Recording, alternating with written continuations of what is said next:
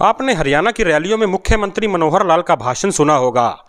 उनके भाषण में एक ही चीज़ रहती है, ईमानदारी, ईमानदारी, ईमानदारी। आज हम फतेहाबाद में एक ऐसा मामला लेकर आए हैं जिसमें मनोहर लाल, ध्यान से सुन लीजिए कि हरियाणा में ईमानदारी कैसे चल रही है। आप बड़े बड़े भाषण रैलियों में झाड़ जाते हैं कि ईमानदारी है, और आपके आसपास वही लोग घूम रहे हैं जो आपको धरातल की बात नहीं बता रहे। सीआईडी की रिपोर्ट को खंगालिए मनोहर लाल जी, आपको पता लगेगा कि हरियाणा में भ्रष्टाचार कहां तक पहुंच चुका है।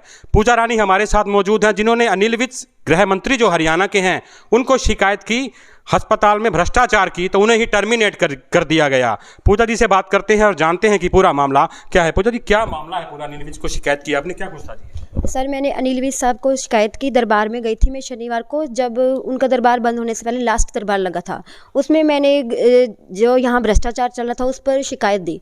तो क्या हुआ कि उसकी इंक्वायरी जैसे मान लो आई है पंचकुला में, तो मुझे 2 तारीख को इंक्वायरी आती है और 3 तारीख को मेरे को टर्मिनेशन का मैसेज आ जाता है। और उससे पहले भी मुझे टर्मिनेशन की इन्होंने सबमिट की थी फाइल, लेकिन उसको रिजेक्टेड कर दिया गया। तो इंक्वायरी किस चीज़ की थी? ये सर भ्रष्टाचारियों के खिलाफ मैंने कंप्लेंट की थी कि सिविल हॉस्पिटल में कैसे भ्रष्टाचार चरम सीमा पर है, कैसे जेबीटी प्लस और जॉब की जाती है, परमानेंट जॉब की जाती है, और उसमें दोषी पाए जाने के बाद भी कोई कार्रवाई नहीं की जाती विभाग द्वारा।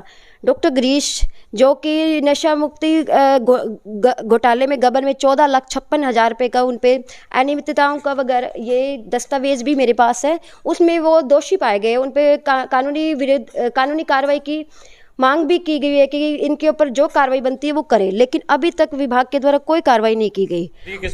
हाँ जी। और अल्ट्रासाउंड पे उनके पास वर्षा छाबड़ा जीडीए लगी हुई है। 300 रुपये कमीशन पर शुभ अल्ट्रासाउंड पर भेजते हैं। आप चाहे तो उनके बैंक की ट्रांजैक्शन हिस्ट्री, उनकी फ़ोन की लोकेशंस, आशा वर्करों के साथ कांटेक्ट, जैसे जो भी है आप उसकी सब कुछ इन्फॉर्मेशन निकाल सकते हैं। सीमा भाटिया जो जीडीए वहाँ पर, उन्होंने सिंटो इंजेक्शन होते हैं जिसका नाम भी मुझे अभी पता लगा है, वो ऐसे इंजेक्शन है 500 रुपये सिर्फ बधाई के लिए जो लेडीज़ असहनीय पीड़ा सह रही है प्रसव में, उसको कहा जाता है कि तेरे थप्पड़ मार देंगे।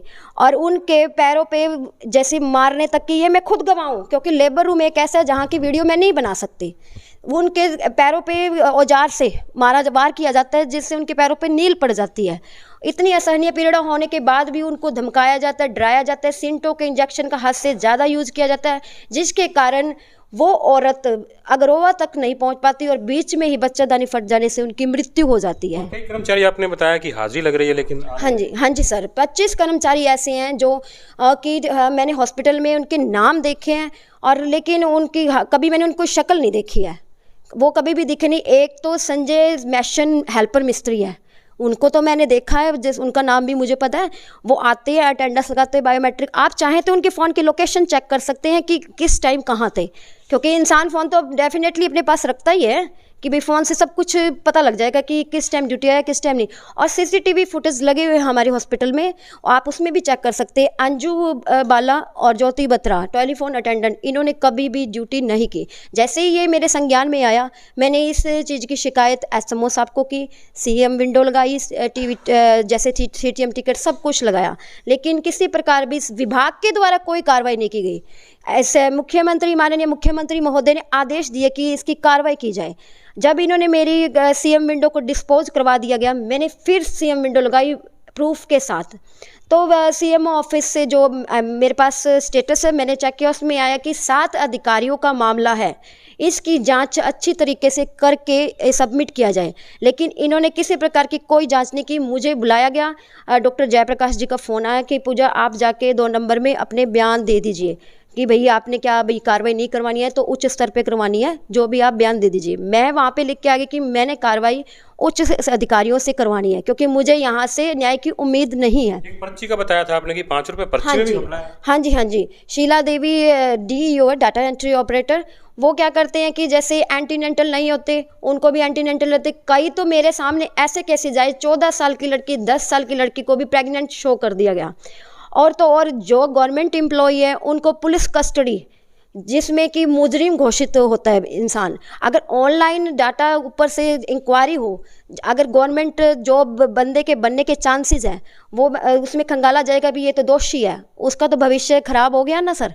और गवर्नमेंट एम्प्लॉय को जिसका बीपीएल कार्ड नहीं है उनको भी बीपीएल कार्ड कर दिया जाता है।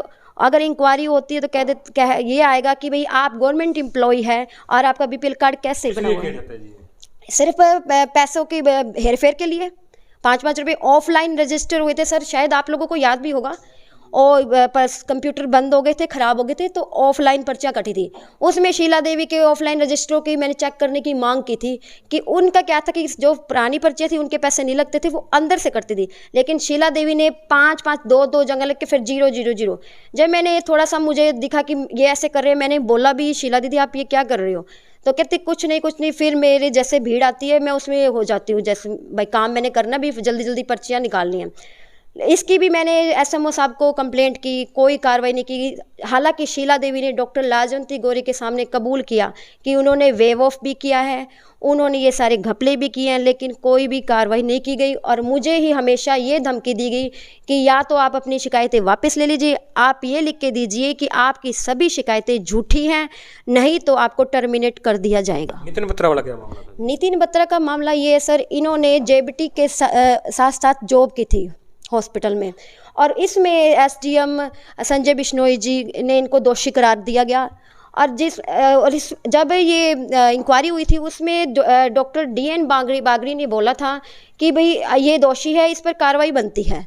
लेकिन इन पर अब, और मुझसे ये भी पूछा गया क्या अभी तक ये ड्यूटी करते हैं, मैंने कहा हाँ जी सर ये ड्यूटी करते हैं। तब उन्होंने मुझे ये आश्वासन दिया कि इन पर कार्रवाई होगी। देखिए जो अब इंक्वायरी हुई है, कौन कौन से डॉक्टर गए थे? इसमें सर डॉक्टर गिरीश थे, डॉक्टर नीति पूर्णिया वधवा और डॉक्टर राजेश चौधरी। और नितिन बत्रा मुझे वहाँ पर दिखे नहीं, होंगे शायद कहीं पे, नहीं आए मेरे सामने क्योंकि उनका गुस्सा मेरे को देखते आ जाता है, शायद वो मुझे मार भी सकते थे। जैसे कि 7/1/2023 को उन्होंने मुझे जान से मारने की कोशिश भी की गई और मैंने इसकी कंप्लेंट महिला थाने में भी दी हुई है और उस पर अभी तक कोई कार्रवाई नहीं हुई। वहाँ पर भी इन्होंने अपने जैसे चेंज कर दिया गया। जब महिला थाने में कहा गया कि आप दोनों को रिमूव किया जाएगा जिनके खिलाफ कंप्लेंट है, नितिन बत्रा जी ने कहा कि ये दोनों लेडीज़ रिमूव होएगी, ज्योति बत्रा और पूजा रानी। मैंने ये कहा कि नहीं सर, मैंने आपके खिलाफ दरखास्त दी है क्योंकि आपने मुझे जान से मारने की कोशिश की है और धमकी भी दी है। आप भी गए थे इंक्वायरी में? हाँ सर मैं भी गई थी। किस पे गए थे? हम बस में गए थे सर। और ये किस पे गए थे? ये सरकारी गाड़ी पे। कारण उसको की? सर ये कहते हैं कि ऑफिसर है, इनको सरकारी गाड़ी प्रोवाइड हो सकती है। इसके लिए मैंने एप्लीकेशन दी है कि क्या आरोपियों पे, जिन पे मैंने आरोप लगाए हैं, उनको सरकारी गाड़ी और प्रोवाइड करने का प्रावधान है तो वो मुझे आप लिखित में दीजिए। सीएमओ मैडम को मैंने एप्लीकेशन दी है, बाय मेल भी और बाय स्पीड पोस्ट भी रजिस्ट्री करवाई है मैंने इसकी। अगर प्रावधान है तो मुझे लिखित में दीजिए, अगर नहीं है तो भी मुझे लिखित में दीजिए। और अगर इसमें ये जिसने गाड़ी प्रोवाइड करवाई है अगर प्रावधान नहीं है तो उनके विरुद्ध सख्त से सख्त कार्रवाई की जाए। आपकी मांग क्या है? मेरी मांग ये है सर, मुझे न्याय दिलवाया जाए और इन भ्रष्टाचारियों पर जो सख्त से सख्त कार्रवाई बनती है वो की जाए। नौकरी से आपको हटा दिया गया, उसको लेके क्या रहेगा? सर नौकरी को लेके हटा दी गया। सच तो देखो सर अकेला होता है, सच के साथ कोई भी नहीं होता। जहाँ झूठ होता है वहाँ 100 बंदे इकट्ठे हो जाते हैं। सच हमेशा अकेला ही चले, मैं अकेले चलूँगी।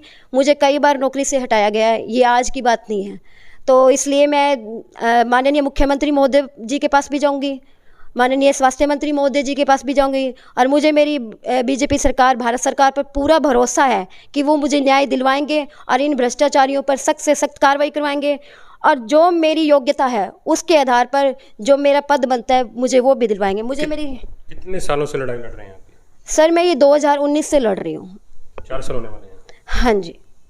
हमारे साथ वरिष्ठ अधिवक्ता भी मौजूद हैं, इनसे भी जानते हैं कि आखिर मामला क्या है। क्या लगता है? मामला ये है कि फतेहाबाद में महिलाओं के साथ ज्यादती हो रही है। पहले भी एक ऐसा गुना हॉस्पिटल का हमने मामला उठाया था, उसमें भी यौन शोषण की बात थी। और अब ये फतेहाबाद में 4 साल से ये महिला लड़ाई लड़ रही है, इसके साथ काफ़ी समय से ये ज्यादती हो रही है। ये महिलाएं बार बार अधिकारियों को बताती है, अधिकारी कोई कार्रवाई नहीं करता। सीएमओ को बताती है, कोई कार्रवाई नहीं करता। विज साहब के दरबार में गई, विज साहब की इंक्वायरी आई तो इनको टर्मिनेट का ऑर्डर आ गया। अब तो दोबारा कैंसिल हो गया तो फिर दोबारा टर्मिनेट का ये शिकायत में जांच के सहयोग करने पहुंची तो ये हो गया। यहाँ के जो डॉक्टर गिरीश और अन्य डॉक्टर और चाहे कर्मचारी हो, चाहे नितिन बत्रा हो, चाहे महिलाएं हो, चाहे कोई हो, ये सब एक गिरोह है। ये गिरोह फतेहाबाद के आम जनमानस को जो सुविधा है उसको सुविधा को नहीं देने दे रही। और जहाँ तक मुझे आइडिया है कि जितने भी प्राइवेट हॉस्पिटल उतने ही यहाँ पर सरकारी डॉक्टर यहीं गए हैं और वो इस आपस में इनको गालमोल करके 400 रुपये अल्ट्रासाउंड से लेना, मरीज भेजना वहाँ से लेना। जहाँ तक मेरे पास तो रिपोर्ट है कि डॉक्टर गिरीश ने अपने फादर का आयुष्मान भी कार्ड बना रखा है।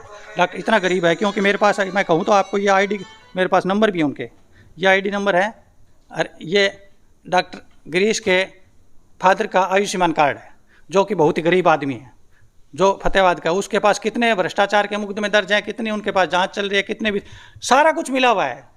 चाहे वो कहीं MLA है, चाहे अधिकारी हैं, ये सब मिले हुए हैं, कोई कार्रवाई नहीं करता। हमारी मांग है इस लड़की को न्याय दिलाया जाए, इन अधिकारियों को ट्रांसफ़र किया जाए, उचित जांच किया जाए, जो दोषी हो उसको सजा दी जाए।